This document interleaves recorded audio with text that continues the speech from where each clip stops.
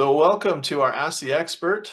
We're going to briefly talk to Pierre Bourbonnais from SuperHR, and he's going to answer the question that some of you have been asking. What about this 5 days sick days? New to BC over the last little while. How do you handle that? So Pierre, what are your thoughts on that? Yes, well, no, thank you for the question, Rob. It is a question we get a lot, even though it's been 2 years now that it's gone into play.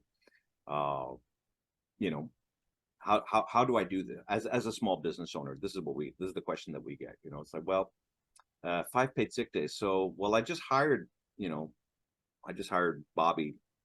Sorry, no play on you, but I just hired Bobby 2 weeks ago, and he's asking. He says he's sick, and he's asking for his 5 paid sick days. Yeah. you know and so so what happened? Well, we gave him the 5 paid sick days, but then he quit. uh, so we see this is a situation I've seen personally, on numerous occasions, and employers feel like, well, I've just been taken advantage of, right? So there are some rules and regulations around this. There is a 90-day waiting period before you can take the 5 paid sick days, and that's in the legislation. But you need to have this in writing, because when it's not in writing, well, how do you know, right? Then there's 3 unpaid sick days. So another question I get sometimes is, well, as an employer, can I give them the 3 unpaid sick days first, and then give them the 5 paid sick days? And the answer to that is no. It's on the employee to decide if they want to take the unpaid sick days, or they want to take a paid sick day. Granted, again, we're speaking after that initial 90-day period. Before that, yeah, they are entitled to the 3 unpaid sick days, right? Does that make sense? Makes sense. So those are like a couple of questions that we get. Another question that we get a lot is, well, they just they came into work in the morning, and they worked for a couple of hours, and now they're not feeling well, so we're sending them home. They're taking a paid sick day. So do I just pay them for the 2 hours? And the response to that is no. We do need to pay the full paid sick days, the average wages, right, for those 8 hours. If there was an Right. 8-hour shift, then we would pay that 8-hour shift.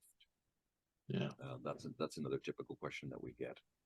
One of the other questions we've been asked, or have been asked in the forum, talks about the idea of, okay, I've been with the company for a year. I didn't take any sick days. Am I entitled to those 5 paid, sick days? No. So they do not carry over. They need to be taken within the calendar year. So at the beginning, when it first came out, there was a bit of a kind of a, well, is it from the date that they're employed? Is it a full year? Or is it from January 1st? And there was a lot of confusion around that. And I think within the first 6 months, that was kind of, no, it is a calendar year, and it's from January 1st to December 31st. So if you have an employee who took 2 paid sick days in February, they have, from then on until the end of the year to take the other ones. Yeah, but it's not something that carries over. Yeah, it has to be used in the calendar year. So just to recap, we're talking about a probation period, that 3-month probation period when you first hire an employee. They're not entitled to paid 6 days. No, no, not during the probationary period. After the probationary period, If you want to, yes, you can, of obviously. course, yeah. You don't have to, right? Right. Does that make sense? Yeah. Yeah, yeah. Some employers are like, no, I'm okay with it. I'm So fine. yeah. So what determines that, so I'm an employer and I'm thinking about, obviously keeping employees or retention or maybe even hiring employees. What are some ideas about this whole sick day thing? Do I improve that? Do I just do what's required? What's your thoughts on that? So it's interesting because a lot of companies will, if their budget affords it, they'll say, well, yes, you're entitled to 5 paid sick days as per regulation, and we offer an extra 3 paid sick days, 2 paid, 5 paid sick days, right? And that is something that some companies, it's a bonus. It does attract, or it does help in that retention side. When somebody says, well, I'm getting 10 paid sick days a year, or maybe they might not call the extra days paid sick days. They might call it personal time off days. right? So you get an extra 5 paid days per year to, whether it's, oh, I need to, I just need to take the day off because I'm really stressed, or I just need to take the day for, whatever reason you have, you get an extra 5 paid days or 3, or whatever the company decides. So when we're talking about sick days, and you talked about, these other types of sickness, what about a mental health day? Does that fall under the same category as that, or is that up to the employer? So, yeah. So when it comes to a mental health day, and we do get that a lot. Yes, employee says, I'm under a lot of stress. I need to take stress. I need to take a mental health day. Or yes, that falls under the BC paid sick days. Okay. I mean, you can add that. Some companies are kind of creating an extra. We have 3 stress days, stress leave days that were paid or not. Stress leave per se is something else. It does fall under a medical leave, and typically, if someone is taking extended, they're taking a week or 2 weeks of stress leave, then now we're talking about a medical leave, right? Which is a job protected leave. It's unpaid, but it is a job protected leave.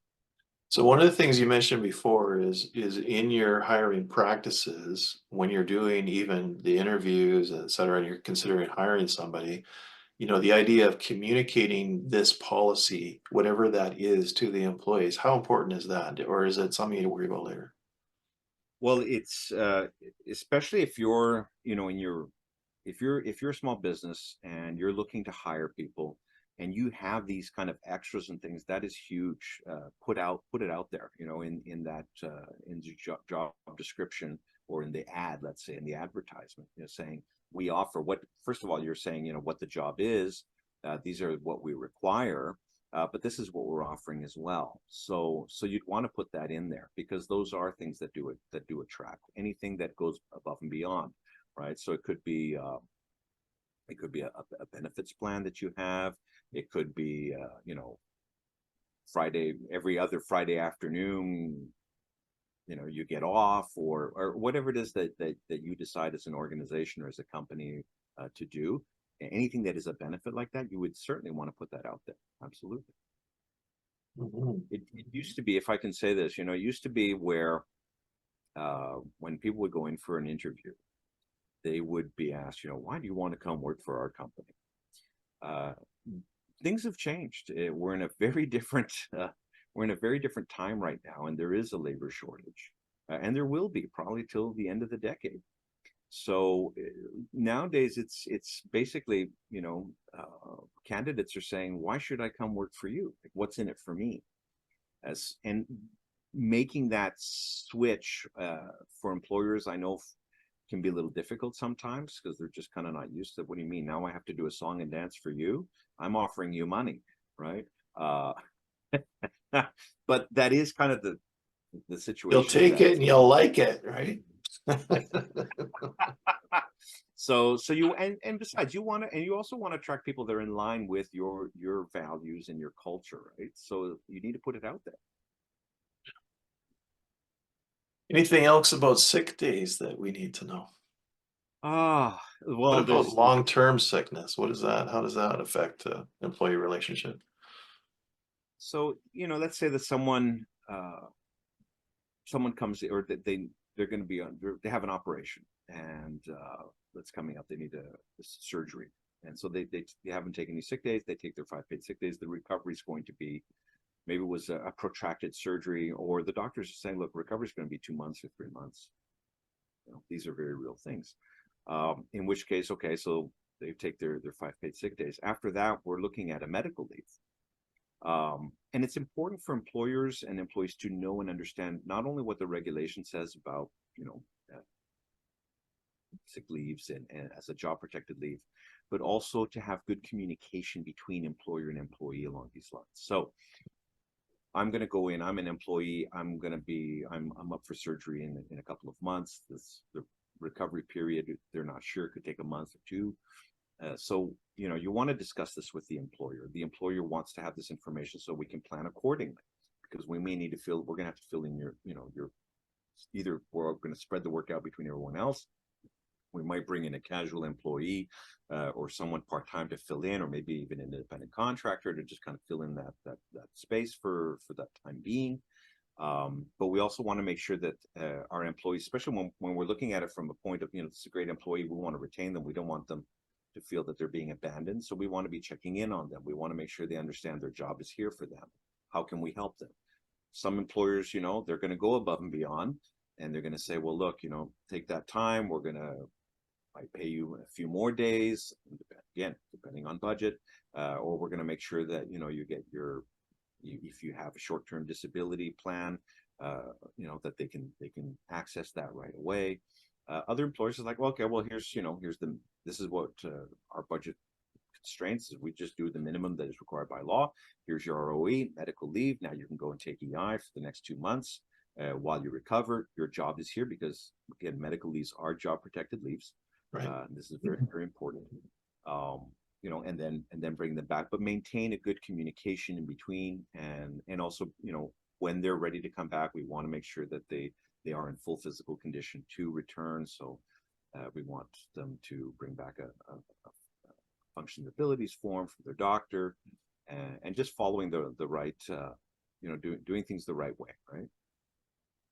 Thanks, Pierre. You touched on a number of different topics, and Yeah, very effective answer to that question. We appreciate that. Appreciate your time. And it sounds like this might lead to some other segments as well, too, maybe about benefits and long-term medical leave and requirements of the employer. So we'll look forward to some more answers in other segments. absolutely. Be happy to always here to help. Fantastic. Thanks, Pierre.